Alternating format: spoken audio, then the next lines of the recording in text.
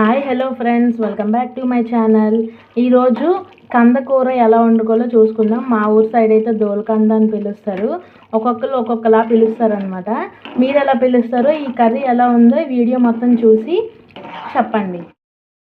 ఒక బాండి పెట్టుకొని అందులో కొంచెం ఆయిల్ ఎక్కువగానే పడుతుంది, ఎక్కువ వేసుకొని అందులో కొంచెం ఉల్లిపాయ, పచ్చిమిరపకాయ, ఆవాలు, జీలకర్ర వేసుకొని కొంచెం గోల్డెన్ ఫ్రై వచ్చినంత వరకు ఫ్రై చేసుకోవాలి. ఇలా కొంచెం గోల్డెన్ ఫ్రై కలర్లో రావాలి.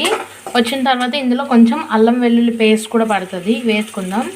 ఇది కొంచెం ఎక్కువగానే వేసుకొని దీన్ని ఆయిల్లో బాగా ఫ్రై చేయాలన్నమాట, పచ్చి వాసన పోయేంత వరకు. ఎందుకంటే కర్రీకి అప్పుడే టేస్ట్ అనేది వస్తుంది. దీనిలోనే తరుక్కున్న కొంచెం బెల్లం వేసుకుందాం. అప్పుడు చాలా బాగుంటుంది టేస్ట్ అనేది, పుల్ల పుల్లగా తీయగా ఉంటుంది అన్నమాట కర్రీ. మీకు తెలిసే ఉంటుంది, కంద అంటారు అందరూ. ఇది కంద అంటారు. దీన్ని కుక్కర్లో వేసుకొని ఒక 2 to 3 విజిల్స్ బాగా ఉడికించుకోవాలి. దీన్ని ఇప్పుడు ఆయిల్లో ఫ్రై చేద్దాం. మసాలాలో ఈ ముద్ద వేసుకొని ఫ్రై చేసుకుందాం.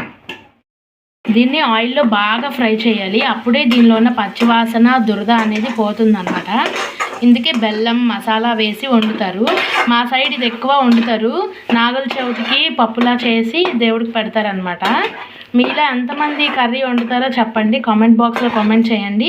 అలాగే ఈ కర్రీ ఫుల్ వీడియో చూసిన తర్వాత మీకు నచ్చితే లైక్ చేయండి, షేర్ చేయండి, అలాగే సబ్స్క్రైబ్ చేసుకోవడం మాత్రం మర్చిపోకండి. కొంచెం పసుపు, టేస్ట్కి సరిపడా ఉప్పు కూడా వేసుకోండి. కొంచెం కారం. ఒకసారి మొత్తాన్ని కలిపేసుకొని మూత పెట్టుకొని ఆయిల్ పైకి తేలేంత వరకు ఫ్రై చేసుకుందాం. అప్పుడే బాగా ఫ్రై అయ్యి మంచి టేస్ట్, మంచి స్మెల్ అనేది వస్తుంది.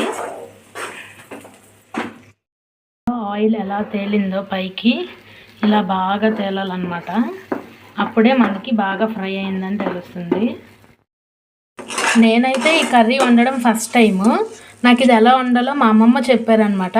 వాళ్ళు బాగా వండుతారు. నెక్స్ట్ ప్రతి సంవత్సరం వండడం వల్ల బాగా ఎక్స్పీరియన్స్ అయిందనమాట. అందుకే నేను కూడా ఒకసారి ట్రై చేద్దామని తీసుకొని వచ్చాను.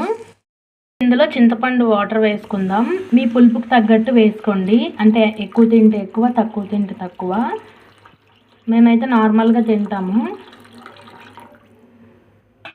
చూసారుగా కర్రీ ఎంత దగ్గర అయిపోయిందో, ఆయిల్ బాగా తేలినంత వరకు ఉంచుకోవాలన్నమాట. ఇదే కర్రీ. దీన్ని ఎలా ఉందో టేస్ట్ చేసి మీరు ఇంటికాడ కూడా వండుకొని చెప్పండి.